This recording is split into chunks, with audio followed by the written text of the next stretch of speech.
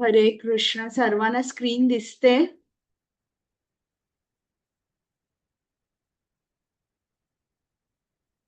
माताजी, हरे कृष्ण. हरे कृष्ण दिसते ना? चालेल. आपण आता चालू करूया. प्रथम मी मंगलाचरण म्हणते. ओम अज्ञानतिमिरान्धस्य ज्ञानाञ्जनशलाकया चक्षुरुन्मीलितं येन तस्मै श्रीगुरवे नमः. श्रीचैतन्यमनोभीष्टं स्थापितं येन भूतले स्वयं रूप गदामह्यं ददाति स्वपदान्तिकम्. नम ॐ विष्णुपादाय कृष्णपृष्ठाय भूतले श्रीमते भक्ति वेदान्त स्वामिन् इति नामिने. नमस्ते सारस्वते देवे गौरवाणी प्रचारिणे निर्विशेष शून्यवादी पाश्चातदेश तारिणे. हे कृष्णा करुणा सिंधु दीनबंधु जगत्पते गोपेश गोपिका कांत राधाकांत नमोस्तुते.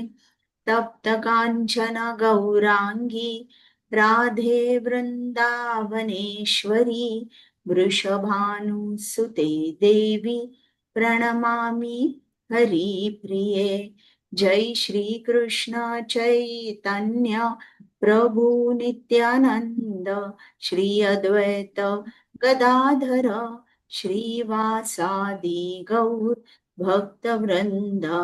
हरे कृष्ण कृष्ण कृष्ण हरे हरे हरे राम राम राम हरे हरे. हरे कृष्ण. चला आता आज आपण 5वा अध्याय सुरू करतोय. 5व्या अध्यायाचं नाव आहे भक्तिमय सेवेचे शुद्ध स्वरूप.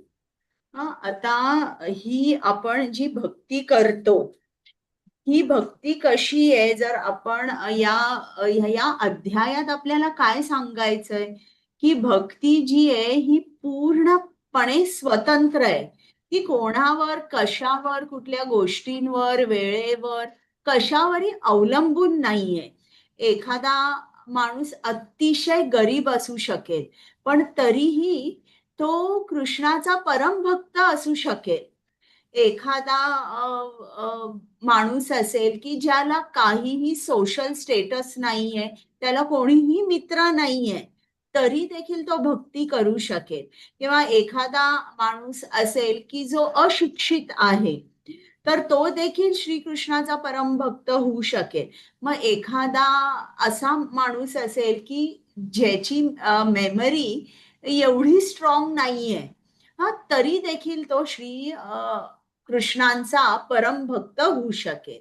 तर आता जर तुम्ही कम्पेअर केलं की इतर जे योग आहेत तर तुमच्या लक्षात येईल ते जे योग आहे ते कशावर तरी अवलंबून आहेत. आता आवाज येत नाही बरोबर. येत नाहीये आवाज?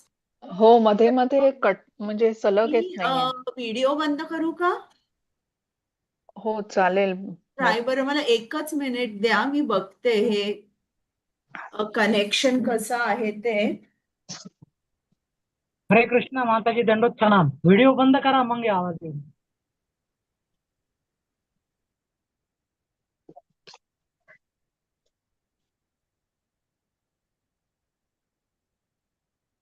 बरं. हरे कृष्ण. मला आवाज आता सांगा, येतोय ना बरोबर? हो आता येतोय. तर मी तुम्हाला सांगत होते की या अध्यायात आपल्याला काय समजतं की भक्ती ही पूर्णपणे स्वतंत्र आहे, कशावरही अवलंबून नाहीये. एखादा माणूस खूप गरीब असेल, उदाहरणार्थ सुदामा, पण तो देखील श्री कृष्णांचा भक्त झाला आणि श्री कृष्णानी त्याला भक्त म्हणून स्वीकारलं. किंवा एखादा माणूस असेल की ज्याचं सोशल स्टेटस अतिशय खालच्या पातळीवर असेल, म्हणजे त्याचं सोशल स्टेटस चांगलं नाहीये, त्याला कोणी मित्र नाहीये, असा देखील माणूस श्रीकृष्णांचा भक्त होऊ शकतो. किंवा एखादा अशिक्षित असेल, त्याला काही वाचता येत नाहीये, लिहिता येत नाहीये, तरी देखील तो श्री कृष्णांचा परम भक्त होऊ शकेल. एखाद्याची मेमरी चांगली नसेल तरी देखील तो श्री कृष्णांचा उत्तम भक्त होऊ शकेल. आता जर तुम्ही कम्पेअर केलं तर इतर ज्या प्रक्रिया आहेत ज्याने आपण कृष्णापर्यंत पोहोचू शकतो. आता इतर आपल्या भगवद्गीतेमध्ये सांगितलंय, ज्ञान योग सांगितलाय, अष्टांग योग सांगितलेला आहे. पण आता हा जो ज्ञान योग आहे बघा, ज्ञान योग म्हणजे तुमची बुद्धी कुशाग्र लागते आणि तुमचं मनाचं जे डिस्पोजिशन आहे किंवा मनाचा कल जो आहे तो भौतिकेकडे अजिबात जाता कामा नाही. पण ऑन द कॉन्ट्ररी मन कसं पाहिजे की ते पूर्ण भौतिकेला कंटाळलेलं पाहिजे आणि पूर्ण वैराग्य त्याच्यामध्ये पाहिजे. असाच माणूस ज्ञानयोगी होऊ शकतो. म्हणजे ज्ञानयोग जर करायचा, बाकीचं तर तुम्हाला संस्कृत उत्तम आलं पाहिजे, बुद्धी उत्तम पाहिजे, त्याच्यानंतर तुम्हाला आजूबाजूचं अटमॉस्फिअर आहे ते पीसफुल पाहिजे, कारण अभ्यास करायचा असतो. मग आता अष्टांग योगला काय काय लागतं तुम्ही सांगू शकाल का? भगवद्गीतेत केलेलं आहे ना तुम्ही?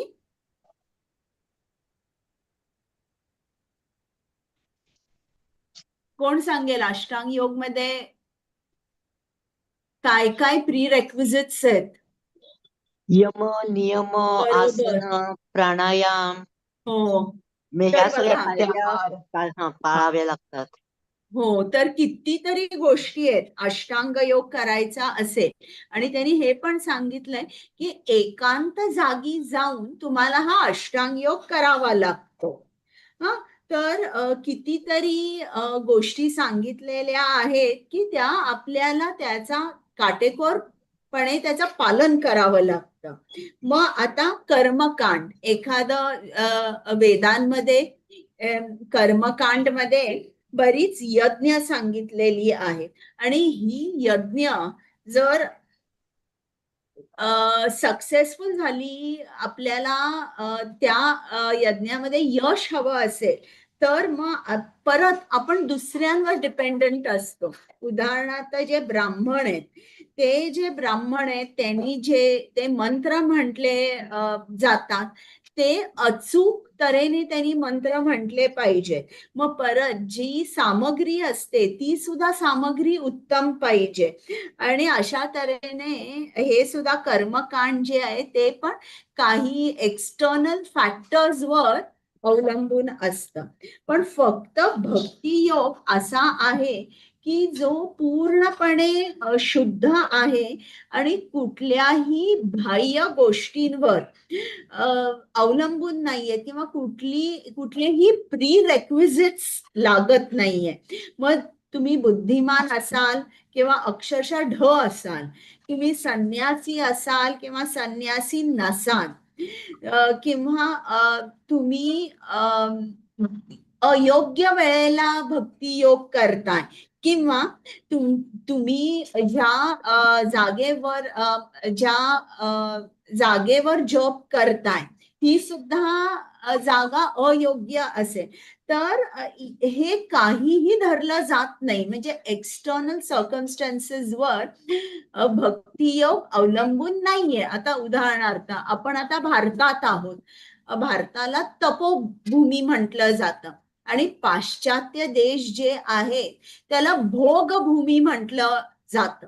मग असं जर बघायला गेलं तर भक्ती तिकडे सुद्धा करता येते, अमेरिकेमध्ये किंवा इतर पाश्चात्य देश आहेत तिकडे तुम्हाला भक्ती करता येते. किंवा तुम्हाला भक्ती सिद्धांत सरस्वतीचे जे गुरु होते तर ते जेव्हा जॉब करायला बसायचे ते कुठे करायचे, एखादा उकिरडा कुठे आहे का बघायचे आणि तिकडे एकांतात बसून करायचे. कारण त्यांना सारखं नको होतं की माझ्याकडे कोणीतरी लोक येतायत, प्रश्न विचारतायत, तर त्यांना शांतता हवी होती. मग उकिरड्यावर बसून जप जर केला तर माझ्याकडे कोणी येणार नाही असं त्यांना वाटायचं आणि ते शांत एकटे बसून जप करायचे. म्हणजे तुम्ही बघितलं का की भक्ती योगासाठी कुठलीही बाह्य गोष्ट किंवा एक्सटर्नल सर्कमस्टन्सेस वर भक्ती डिपेंडंट नाहीये. आता फक्त एकच म्हणजे आपल्याला लक्षात ठेवा, आपल्याला कुठल्याही सबबी सांगता येत नाही की मी भक्ती करणार नाही. कुठलीही सबब सांगता येत नाही, कुठलंही भौतिक कारण सांगता येत नाही किंवा कुठल्याही भौतिक कारणाने, कुठल्याही भौतिक परिस्थितीने तुमची जी भक्ती आहे ती बंद होऊ शकत नाही. आणि भक्ती ही अशी आहे, असं नाही की ही आता एक पर्टिक्युलर जात जी आहे तीच भक्ती करू शकते असंही नाहीये. कुठल्याही क्लासमध्ये, कुठल्याही सोसायटीमध्ये भक्ती आपण करू शकतो. तर असं इवन श्रीमद भागवतम मध्ये सांगितलंय की डिवोशनल सर्व्हिस इज ट्रान्सडेंटल, म्हणजे भक्तिमय सेवा जी आहे ती दिव्य आहे असं याच्यामध्ये श्रीमद भागवतम मध्ये सांगितलंय. आणि पुढे सांगितलंय अँड हॅज नो कॉज. तर आता फक्त एकच गोष्ट तुमची जी भक्तिमय सेवा आहे ती बंद करू शकेल आणि ते म्हणजे तुमचं मन. तर तुमचं मन हे तुम्हाला अनेक कारण सांगेल, भौतिक कारण सांगेल आणि म्हणेल की आता तुम्ही जॉब करू शकत नाही कारण आता हे काम आहे, आज इकडे फोन करायचा, आज इकडे जायचंय, किंवा आज हे काम जर मी नाही केलं तर मग मात्र मला फाईन बसेल किंवा माझी नोकरी जाईल, जे काय असेल. कुठलंही भौतिक कारण जे आहे ते तुमची भक्ती थांबवू शकत नाही, पण मन मात्र तुम्हाला सांगेल असं. तर जे तुमची जी भक्ती सेवा आहे ते फक्त तुमचं मन जे आहे, मन बंद करू शकतं. पण त्यावेळेला तुम्हाला माहितीये मन म्हणजे आपला सर्वात मोठा शत्रू असतो. तर इकडे श्रील प्रभुपादांनी सांगितलंय की म्हणजे त्यांनी काय काय डिस्कस केलंय ते मी सांगते. त्यांनी सांगितलंय की जन्म उत्तम कुळात किंवा वैष्णव कुटुंबात झालेला आहे तरच आपण भक्ती करू शकतो असं अजिबात नाहीये. म्हणजे एखादा चांडाळ सुद्धा भक्ती करू शकतो. तर आपल्याला जन्म काही डिसाईड करू शकत नाही की तुम्ही भक्ती करणार नाही. आणि आता जी शुद्धता आहे, जो वैष्णव आहे त्याच्यामध्ये शुद्धता हवी. म्हणजे त्यांनी स्वतःशी बांधलं पाहिजे की मी जे मला भक्तीचे नियम सांगितले त्याचं पालन मी करणार, मी माझी लाईफस्टाईल जी आहे ती सात्विक ठेवणार आणि जे जे काय मला माझ्या गुरुनी सांगितलंय तो आदेश मी पाळणार आहे. मग त्याच्यानंतर श्रील प्रभुपादांनी पुढे या अध्यायात सांगितलेलं आहे की जेव्हा नित्यानंद प्रभूंनी आपली लीला संपवून जेव्हा ते निजधामात गेले तेव्हा त्यांचे काही डिसेंडंट होते, त्यांचे वंशज होते आणि त्यांचे शिष्य होते. मग या लोकांनी काय सांगितलं की आता फक्त आम्हीच प्रीचिंग करू शकतो आणि आम्ही जे वेगवेगळे मठ आहे त्या मठाचं जे अध्यक्ष पद आहे ते फक्त आम्हीच स्वीकारू शकतो, इतर कोणीही नाही. तर मग इकडे आपल्याला लक्षात येतं की असं अजिबात नाहीये. म्हणजे आपण जर उत्तम कुळात जन्म झाला, उत्तम कुळात जन्म झाल्यावरच आपण वैष्णव होऊ शकतो असं अजिबात नाही. आज बघा आपण कितीतरी जण प्रीचिंग करतोय पण आपल्याकडे आपण काय आपला जन्म वैष्णव कुटुंबात झालेला आहे का? किंवा आपल्याला आपलं क्वालिफिकेशन तरी काय आहे? काही नाही. एकच आपली योग्यता आपण म्हणू शकू की आपली इच्छा आहे आणि आपल्याला श्रील प्रभुपादांनी आशीर्वाद दिलेला आहे म्हणून आपण शिकवतोय. तर अशा तऱ्हेने श्रील प्रभुपादांनी बरीच उदाहरणं देऊन आपल्याला सांगितलेलं आहे की भक्ती जी आहे ही पूर्ण कृष्णा. तऱ्हे स्वतंत्र आणि सेल्फ सफिशियंट आहे.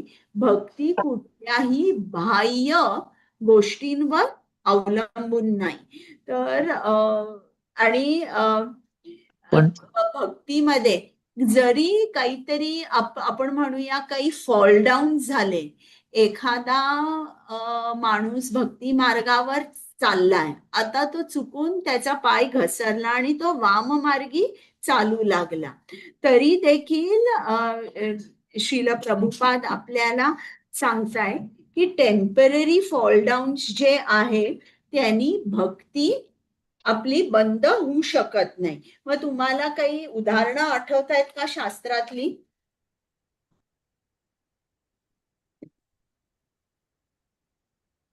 कोण सांगेल मला? हरे कृष्ण माताजी. भरत महाराज. बरोबर, भरत महाराज. आणि खूप आहेत उदाहरणं. अजामिल, मग त्याच्यानंतर शौबरी मुनी. शौबरी मुनींची कथा माहिती आहे का तुम्हाला? जड भरत पण असेल ना माताजी? म्हणजे भरत महाराजच ना. भरत वाल्य महाराज कोळी पण हो, होऊ हो. शकतो ना माताजी? काय वाल्य कोळी, नाही त्यांनी वाल्मिकचा नाही वाल्य नाही कोळी का? नाही वाल्मिकी कोळी नाही. त्यांनी काय झालं, त्यांनी भक्ती सुरू करण्या अगोदर ते कोण होते? ते चोर होते आपण म्हणूया. हं, पण हं, हं. भक्ती सुरू झाल्यावर त्यांचा काही फॉल डाऊन नाही झाला. ओ, आणि कोण सांगू शकाल तुम्ही? विश्वामित्र मुनी, शौबरी मुनी. शौबरी मुनींची कथा कोणाला माहिती आहे?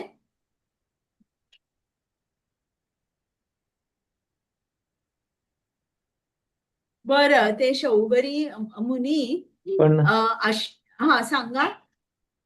नाही, मला दुसरंच विचारायचं होतं की तुम्ही भक्तीसाठी काय भक्ती योगसाठी काही रिक्वायरमेंट नाही म्हटलात, पण पूर्व पुण्य तर लागतेच ना माताजी. भक्तीमध्ये येण्यासाठी तर सुकृती लागतेच ना. हे पण ते आहेच की.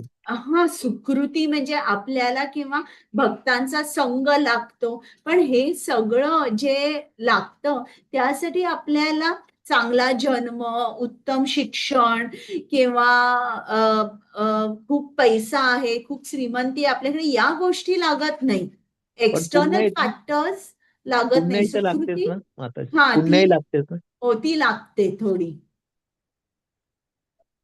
पण ती ओके. सुद्धा पुण्याई जरी नसली तरी देखील चुकून आपण एका भक्ताच्या, शुद्ध भक्ताचा संग जरी थोडा मिळाला आपल्याला, तरी देखील आपल्याला भक्ती मिळते. ओके. बरं, शौबरी मुनींची कथा थोडक्यात 2 ओळीत सांगते की ते अष्टांग योगी होते आणि ते नदीच्या हे खाली, पाण्याच्या खाली बसून ते ध्यान करत होते. मग एकदा त्यांना 2 मासे दिसले संभोग करताना, आणि त्यांना सुद्धा इच्छा झाली आणि त्यांचं ध्यान भंग झालं. आणि असं भंग झाल्यानंतर ते पाण्याच्या बाहेर आले आणि मग ती गोष्ट आहे की तिकडचा जो राजा होता, त्यांच्या काही 50 कन्या होत्या, त्यांच्याशी त्यांनी लग्न केलं, अशी काही गोष्ट आहे. आणि मग पण परत त्याच्यानंतर हा टेम्पररी फॉल डाऊन झाला, परत ते भक्ती मार्गावर आले. म्हणजे इकडे आपल्याला दिसतंय की इवन विश्वामित्र, त्यांचा सुद्धा टेम्पररी फॉल डाऊन झाला, परंतु ते सुद्धा परत भक्ती मार्गावर आले. तर भक्ती जी आहे ही पूर्णपणे स्वतंत्र आहे आणि कशावरही अवलंबून नाही. तर हे आपल्याला एकदम अगदी लक्षात ठेवलं पाहिजे की एकच गोष्ट जी आड येऊ शकते म्हणजे तेच म्हणजे आपलं मन, जे खूप कारण तुम्हाला सांगेल की तू भक्ती का करू नकोस. आणि आपण जेव्हा शास्त्र एकसारखं आपलं वाचन राहील तेव्हा मात्र मन जे आहे ते तुम्हाला भक्तीपासून दूर करणार नाही. कारण आता तुमची बुद्धी जी आहे ती खूप स्ट्रॉंग झाली आहे आणि ती मनाला आता कंट्रोल करते. मग पुढे श्रील प्रभुपाद सांगतात, मी जरा स्लाइड्स मध्ये पुढे जाते.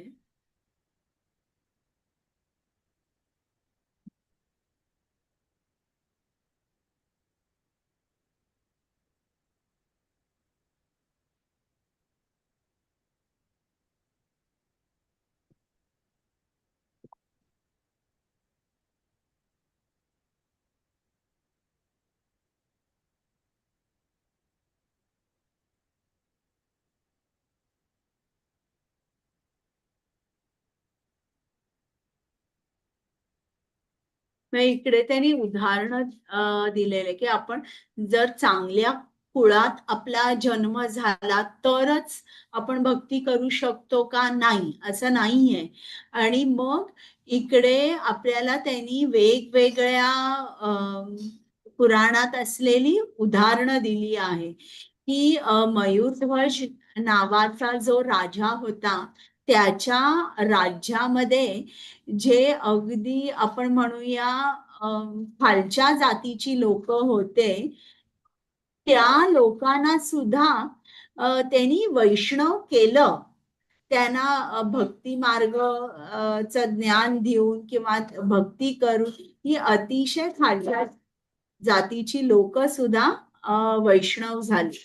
तर त्याचप्रमाणे जेव्हा आपण हे सिरियसली घेतो, भक्ती योग आपण सिरियसली घेतो, तिला प्रभुपाद सांगतात की आपण सिरियसली घेतला पाहिजे, आपण इनिशिएशन घेतलं पाहिजे, सिन्सिअर असलं पाहिजे आपल्या प्रॅक्टिस मध्ये, सगळे रूल्स रेग्युलेशन्स पाळले पाहिजे. आणि मग असं इतकं झाल्यानंतर आपण मग आपोआप श्री कृष्णाला पूर्णपणे शरण जाऊ शकतो. आणि असं जेव्हा आपलं होतं तेव्हा आपल्या असा एक काळ येतो जेव्हा आता आपल्याला कुठल्याही भौतिक इच्छा राहत नाही.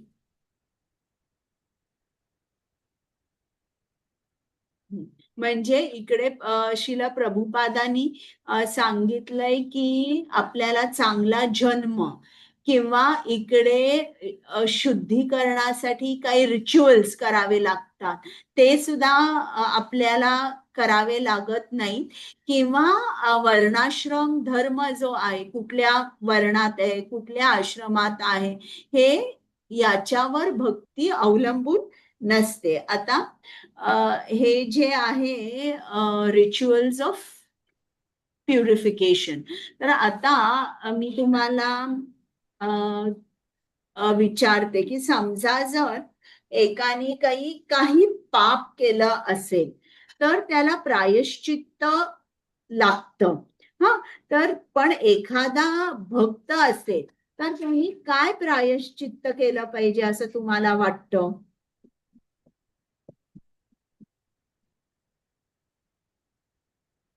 हरे कृष्णा. बोला.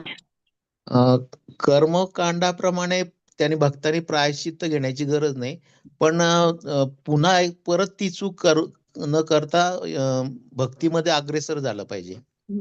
नाही, तुमचं उत्तर पार्शली बरोबर आहे, पण कर्मकांडामध्ये उलट त्यांनी अनेक गोष्टी करायला सांगितलेल्या आहेत प्रायश्चित्त. उदाहरणार्थ समजा जर एक भक्त असेल आणि त्यांनी अभक्ष्य काही खाल्लं, जे खाऊ नये ते जर त्यांनी खाल्लं आणि मग तो आला आणि त्यांनी पंडितांना सांगितलं की अशी अशी माझ्या हातातून चूक झाली. मग पंडित काय म्हणतील, ठीक आहे, आता तू काय कर, तू 3 दिवस पूर्ण फास्टिंग कर.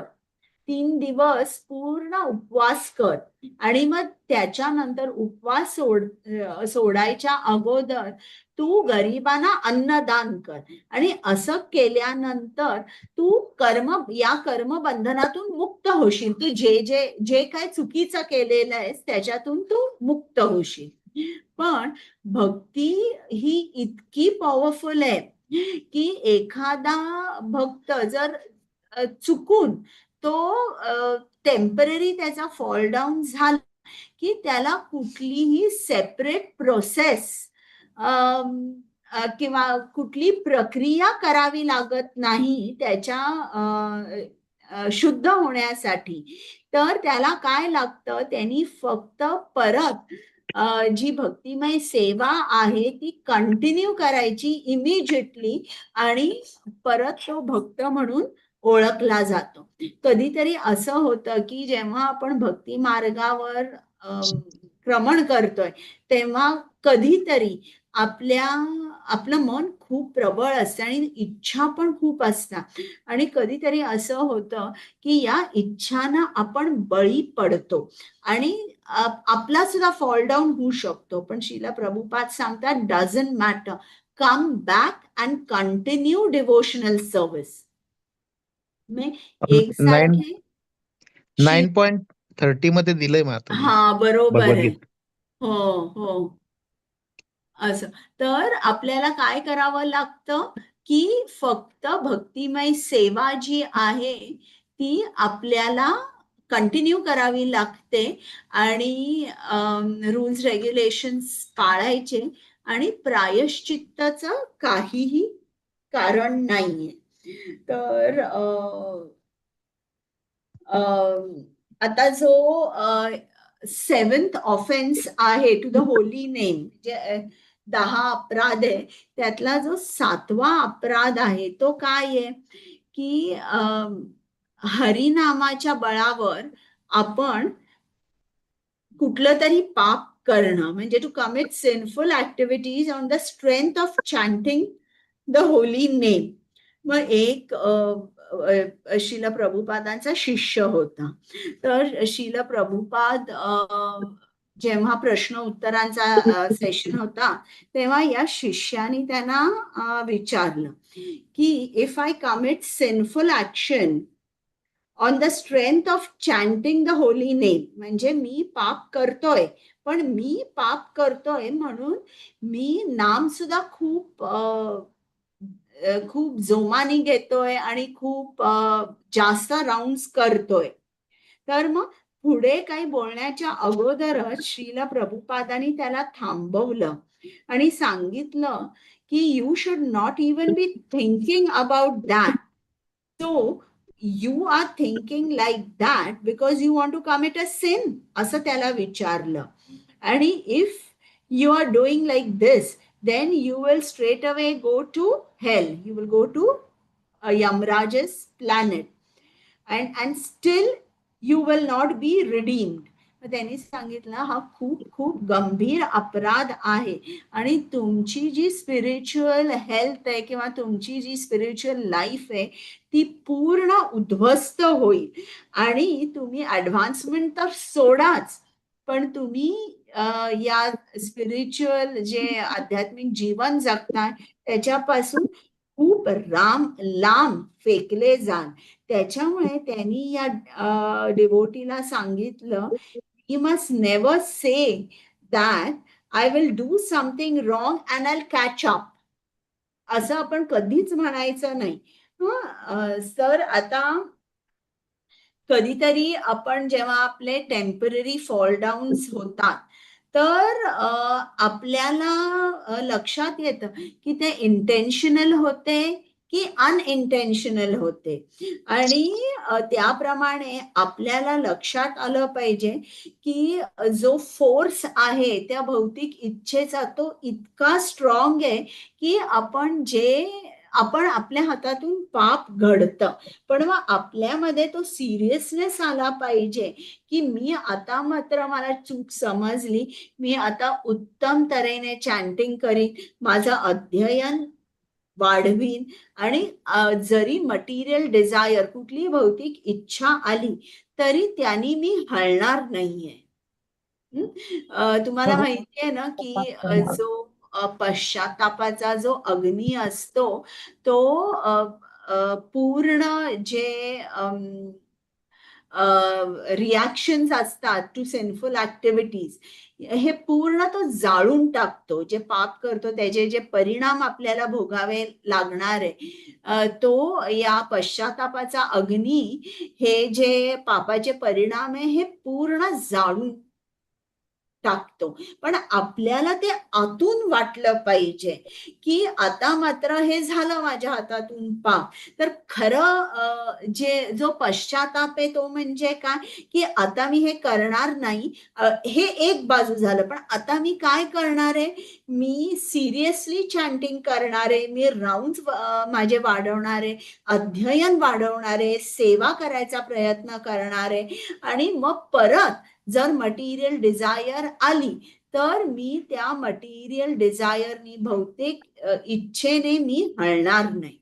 आता तुम्हाला माहितीये की ख्रिश्चन्स मध्ये हे रूप गोस्वामींनी उपदेशामृत मध्ये सांगितले की ते जेव्हा कुठलंही पाप कर्म करतात तेव्हा ते चर्चमध्ये जातात आणि त्यांचा तो कॉन्फेशन बॉक्स असतो तिकडे उभं राहतात. दुसऱ्या बाजूला फादर उभे असतात आणि तो सांगतो की असं असं माझ्या हातातून वाईट कर्म घडलं. मग तो फादर त्याला माफ करतो. मग तो परत जातो बाहेर आणि परत काही महिन्यांनी किंवा काही आठवड्यांनी परत तेच कर्म करतो. तर अशी मेंटॅलिटी आपल्यामध्ये असली नाही पाहिजे. आपण कसं असलं पाहिजे की आपण म्हटलं पाहिजे, स्वतःला आपल्याला आतून वाटलं पाहिजे की मला सिरियस व्हायचं आहे आणि मी सिरियस होणार आहे. असं नाही की जाऊन आपण फॉरगिव्हनेस मागायचा, माफी मागायची आणि परत तेच करायचं. तर याला अर्थ नाही. तर या गोष्टी ज्या आहेत, जो हा 7वा अपराध आहे नामाप्रती, तर त्याच्या प्रती आपण दक्ष राहायला पाहिजे. आता तर असा हा छोटा आहे चॅप्टर.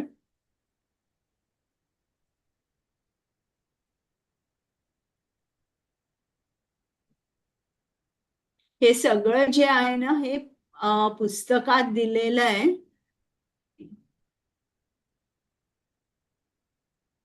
हे आता तुम्हाला माहितीये श्रीकृष्णानी आपल्याला सांगितलंय ना की तू मला शरण ये आणि मला शरण आल्यावर तू जे जे काही पाप कर्म केलेले आहेस ते सगळं धुवून जाईल. म्हणजे आपल्याला लक्षात येतं की कृष्ण हे कसे आहेत, खूप दयाळू आहेत आणि ते बघत नाही आपली जात कोणती आहे, धर्म कोणता आहे, ते फक्त बघतात की हा जीवात्मा मला शरण आलेला आहे ना, बस इतकंच बघतात.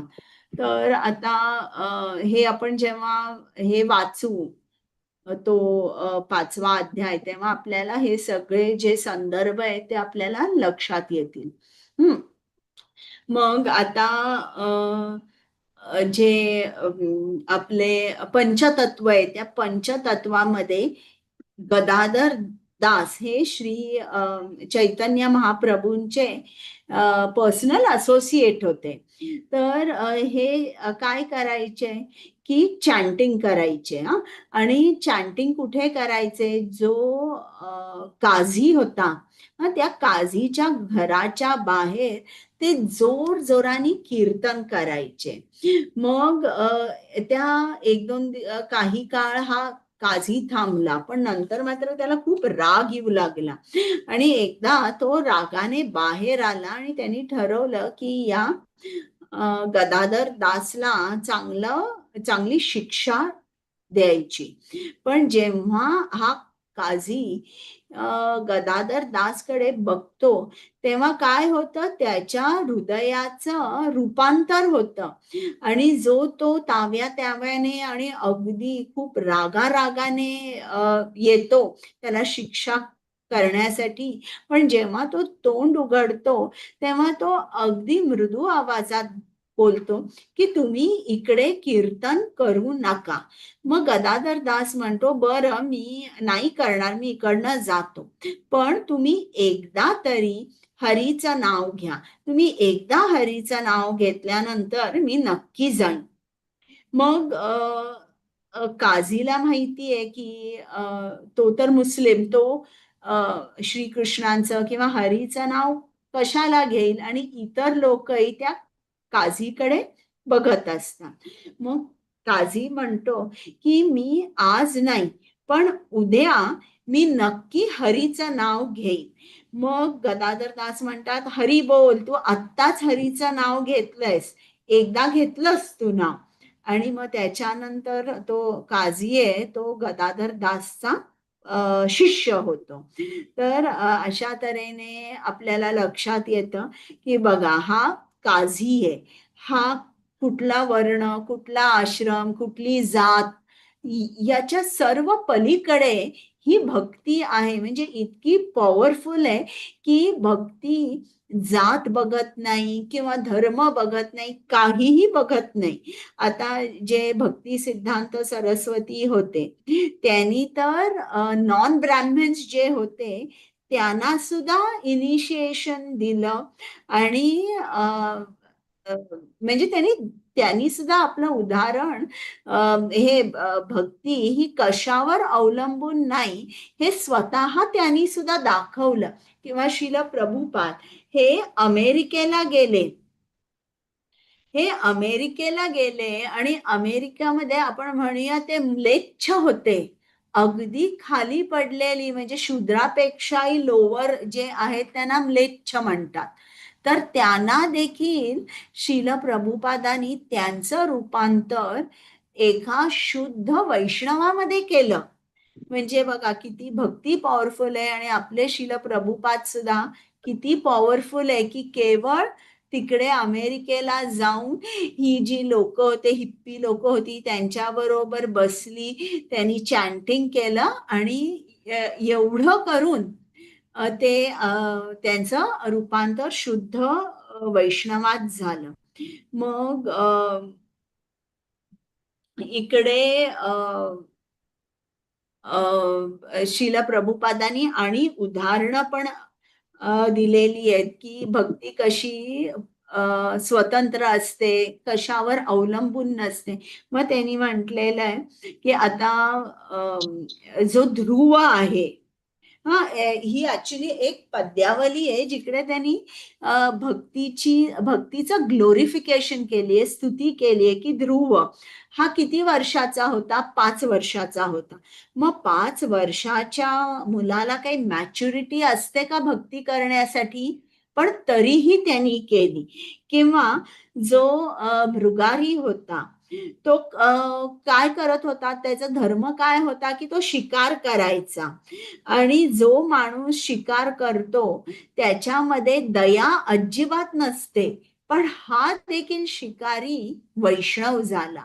किंवा सुदामा जो आहे, सुदामाकडे काही पैसे होते का, तो निर्धन होता, खूप गरीब होता, तरी देखील त्याला श्रीकृष्णांची भक्ती मिळाली.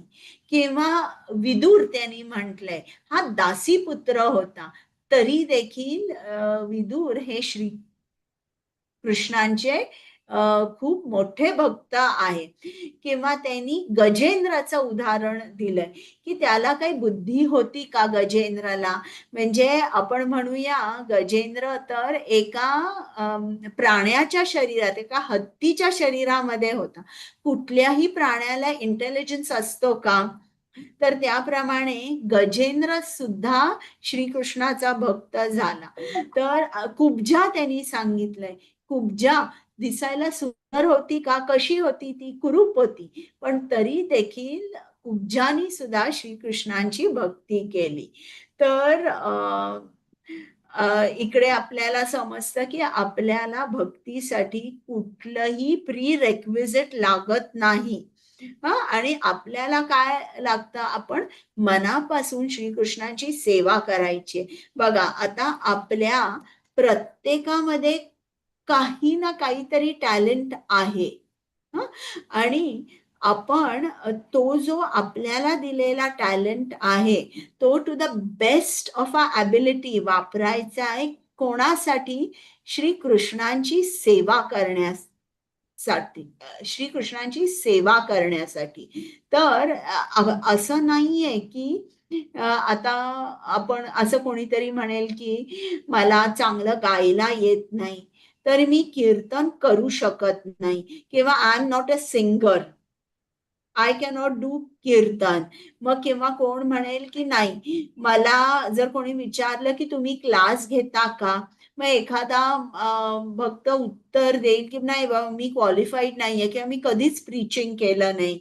मग कोणी म्हणेल की बरं तुम्ही स्वयंपाकात मदत करू शकाल का. मग एखादा भक्त म्हणेल की I am not a great cook. तर आता हे जे आहे ना की मला हे करता येतं, मला ही गोष्ट करता येत नाही, हे कुठून येतंय? आपला जो मिथ्या अहंकार आहे तिथून हे सगळं येतंय. जेव्हा आपण विचार करतोय की मी करता आहे, मी करताय, पण आपल्याला लक्षात ठेवलं पाहिजे की कृष्ण हा करताय. आपण फक्त मनामध्ये इच्छा करायची की मला प्रीचिंग करायचंय, मला गाणं म्हणायचंय, आणि मनापासून सिन्सिअरली जेव्हा आपण श्री कृष्णांकडे प्रार्थना करतो, श्रीकृष्णांची सेवा करतो, तर आपण श्रीकृष्णाच्या हातामध्ये एक पपेट होतो आणि श्रीकृष्ण आपल्याकडून त्यांना जे काय पाहिजे ते ते कार्य करवून घेतात आणि तो आपला मूड पाहिजे. आता श्रील प्रभुपाद जेव्हा अमेरिकेला गेले तेव्हा त्यांचा जो ॲटिट्यूड होता कसा होता? पूर्ण शरणागतीचा ॲटिट्यूड होता. ते काय म्हणाले? Krishna, I am just a puppet in your hands, make me chant, make me dance as you like. तर असा आपला मूड पाहिजे की मी सगळं करू शकेन. का? कारण मी श्रीकृष्णाची भक्त आहे आणि त्याच्यामुळे श्रीकृष्ण माझ्याकडून कुठलंही कार्य करवून घेऊ शकतील. आता समजा जर एक फ्लॉवर वाज आहे आणि त्या फ्लॉवर वाज मध्ये सुंदर बुके ठेवलेला आहे. आता या बुकेमध्ये वेगवेगळी फुलं आहेत, काही छोटी, काही मोठी, काही खूप सुंदर रंग असलेली, अशी वेगवेगळ्या रंगांची फुलं आहेत. तर मग आता हा बुके चांगला दिसेल का? सांगा बरं मला. नाही. चांगला दिसेल ना, सुंदर रंग दिसतील. तर त्याचप्रमाणे श्रीकृष्णाने आपल्याला प्रत्येकाला वेगवेगळं केलेलं आहे आणि प्रत्येकामध्ये कुठलं ना कुठलं तरी टॅलेंट त्यांनी आपल्याला दिलेला आहे. म्हणजे आपण त्या टॅलेंटनीच श्रीकृष्णांची सेवा करू शकू. आणि जे आपण सेवा केल्यानंतर जो श्रीकृष्णांना आनंद मिळणार आहे तो आनंद युनिक आहे आणि तो आनंद तोच जीवात्मा देऊ शकेल, दुसरा कोणी नाही. तर आपल्याला काय करायचं? We just have to play our role. आपण म्हणायचं नाही की तो माझ्यापेक्षा जास्त चांगला सेवा देऊ शकतो, मी सेवा देऊ शकत नाही, असं नाही. परत मी तुम्हाला सांगते की आपल्याला प्रत्येकाला श्री कृष्णाने टॅलेंट दिलेला आहे जो वेगवेगळा आहे. आणि जेव्हा तो टॅलेंट आपण श्रीकृष्णांच्या सेवेसाठी वापरतो तेव्हा श्रीकृष्णांना जो आनंद होतो तो युनिक असतो. तोच जीवात्मा त्यांना तो आनंद देऊ शकतो. तर आपल्या मधला जो मिथ्या अहंकार आहे की मी करता आहे हा पहिल्यांदा घालवायचा आहे. किंवा आपल्या मनामध्ये कंपॅरिझन असते की कोण चांगलं आहे. हे कंपॅरिझन सुद्धा आपल्या मनामध्ये आणायचं नाही. आपला मूड काय पाहिजे की मला श्रीकृष्णाला आनंद द्यायचा आहे, खूप जास्त आनंद द्यायचा आहे. मग आपला मूड कसा असला पाहिजे की मला आणि जास्त चांगली सेवा करायची आहे, आणि जास्त चांगली सेवा करायची आहे म्हणजे श्री कृष्णाला या सेवेनीच मला उद्या आणि जास्त आनंद द्यायचा आहे, परवा आणि जास्त आनंद द्यायचा आहे. आणि बघा श्री कृष्णाला आपण किती हवे आहोत, जरी आपण आपला टेम्पररी फॉल डाऊन झाला तरी देखील श्री कृष्ण म्हणतात की चला उठा आणि परत तुम्ही भक्ती सुरू करा. तुम्ही असा विचार करू नका की मी खाली पडले, आता मी पाप केलं, आता काय होईल, नाही. तर भक्ती विनोद ठाकूर आहेत हे भक्ती जी आहे ती सेल्फ सफिशियंट आहे, म्हणून त्याची तुलना जी केलेली आहे ती एका झाडाशी केली आहे. भक्तीची तुलना एका झाडाशी केलेली आहे की जे झाड असतं, जेव्हा झाडाची पानं गळतात तेव्हा ती खाली पडतात आणि हीच पानं जी आहेत ते परत त्या झाडाचं खत बनतं. म्हणजे अशी सेल्फ सफिशियन्सी जी आहे ती त्यांनी सांगितली आहे ती भक्तीमध्ये असते. तर ते म्हणतात की कुठल्याही बाह्य गोष्टीवर भक्ती अवलंबून नसते. तुम्ही फक्त तुम्ही भक्ती करायची असते आणि ती कंटिन्यू करायची असते. काही झालं, तुम्ही खाली जरी पडला तरी उठा आणि परत तुम्ही भक्ती चालू करा. आता वर्णाश्रम जो धर्म आहे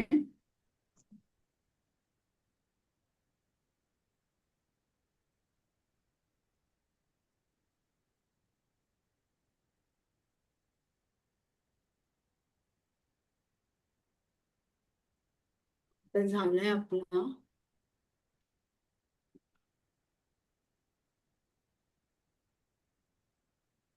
तर आता वर्णाश्रम जो आहे, आता जर तुम्ही बघितलं की काही जण त्यांच्या ज्या भौतिक ड्युटीज असतात त्या उत्तम तऱ्हेने करतात. त्यांचा जो परिवार आहे, कुटुंब आहेत, नातेवाईक आहेत, खूप चांगलं बघतात. पण आता भक्ती जी आहे, भक्तीमुळे आपली रिस्पॉन्सिबिलिटी आपण कधीच निग्लेक्ट करत नाही.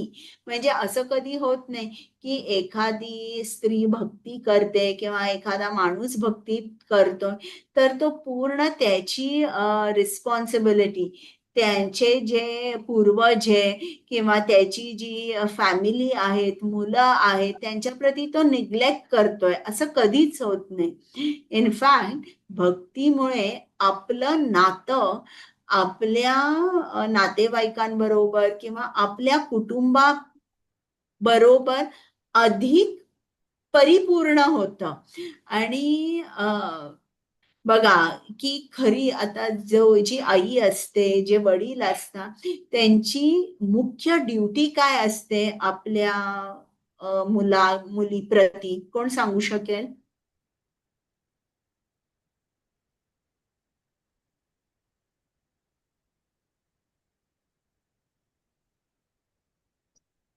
हरे कृष्णा, माताजी दंडवत प्रणाम. दंडवत प्रणाम प्रभूजी, बोला. पालन पोषण करता करता कृष्ण भक्तीमध्ये आणणं. बरं, आणि कोणाला काही सांगायचं आहे? तर माता आणि पिता यांचं जे पहिलं कर्तव्य आहे ते म्हणजे काय की त्यांच्या मुलीला जन्म आणि मृत्यू या सायकल मधून त्यांना काढायचंय. आणि हे जर एखादे माता पिता करू शकले नाही तर जी मुख्य ड्युटी आहे त्या ड्युटी मध्ये काय आहे ते अपयशी झाले. त्यांना यश नाही मिळालं आणि कुठलीही रिलेशनशिप असू शकेल, त्या रिलेशनशिप मध्ये जर कृष्ण भावना ही पूर्ण निग्लेक्ट झाली असेल तर कितीही मग ती रिलेशनशिप जी आहे त्याच्यामध्ये तुम्हाला आनंद मिळणार नाही किंवा सुख तुम्ही अनुभवू शकणार नाही. आणि आता समजा जर आपण याच्या ऑपोजिट घेऊया की जे लोक त्यांची भौतिक ड्युटी जी आहे उत्तम तऱ्हेने करतात, पण कृष्ण भावना ही पूर्ण निग्लेक्ट करतात, मग शेवटी त्यांचा जो लाभ आहे किंवा त्यांना काय मिळतं त्याच्यातून, श्री प्रभुपाद म्हणतात, because body is temporary, all relations are also temporary. म्हणजे शेवटी जरी कितीही केलं, उत्तम केलं, तरी ती जी रिलेशनशिप, कुठली रिलेशनशिप ही शाश्वत नसते.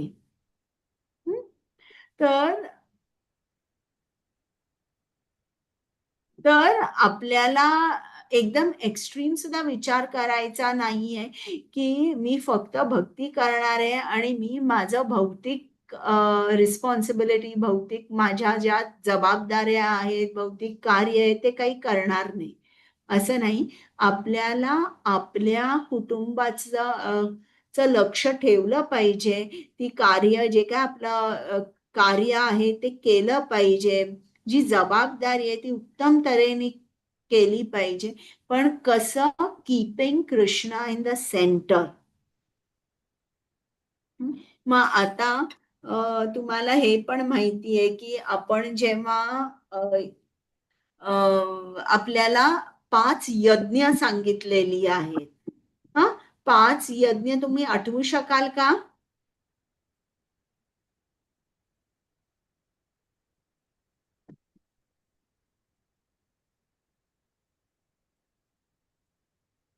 कुठली यज्ञ सांगितले आहेत आपल्याला भगवद्गीतेमध्ये? हरे कृष्ण, मी सांगू का? सांगा. हा, नरयज्ञ, मग ऋषी यज्ञ, मग त्यानंतर देवयज्ञ किंवा ब्रह्मयज्ञ, मग पितृयज्ञ आणि भूतयज्ञ. बरोबर. म्हणजे जेव्हा आपण या भौतिकात आपला जन्म होतो तेव्हा जे देवदेवता असतात त्यांच्या प्रती आपल्याला आपण कृतज्ञ राहिलं पाहिजे, कारण ते आपल्याला काय देतात? सूर्य आपल्याला प्रकाश देतो, पावसामुळे आपल्याला पाणी मिळतं. तर या सगळ्या गोष्टी हे देवदेवता चालवतायत की इकडे आपण व्यवस्थित जगू शकू. मग ऋषी आपल्याला काय देतायत? शास्त्र देतायत. मग भूत यज्ञ आपण जर बघितलं तर गाय आपल्याला दूध देते किंवा इतर प्राण्यांपासून सुद्धा आता बैल असतात ते शेत नांगरतात किंवा कुत्रा घराची राखण करतो. तर असे करून आपल्याला खूप प्राण्यांपासून सुद्धा आपल्याला बरंच मिळतं.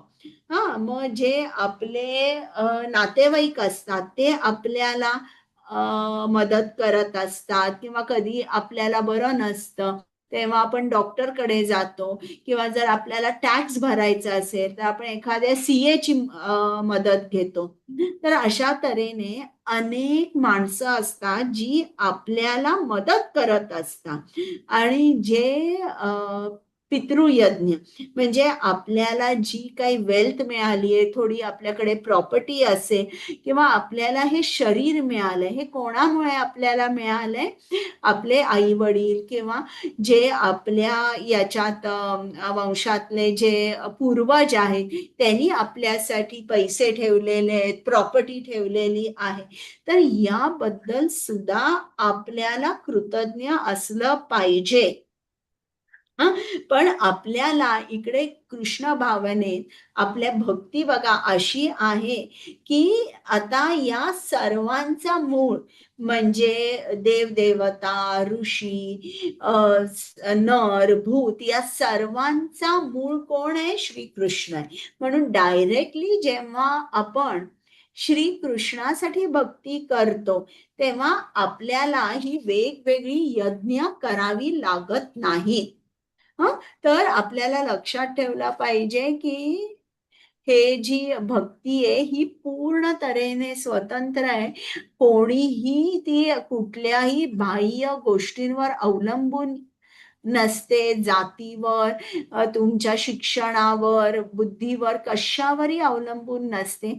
फक्त तुमचं मन आहे जे भक्तीच्या आड येऊ शकतं आणि जेव्हा तुम्ही रेग्युलरली तुमच्या मनाला हे सगळं ज्ञान देत आहात तेव्हा मात्र ते मन सुद्धा तुमच्या भक्तीच्या आड येणार नाही. तर आता मी संपवते.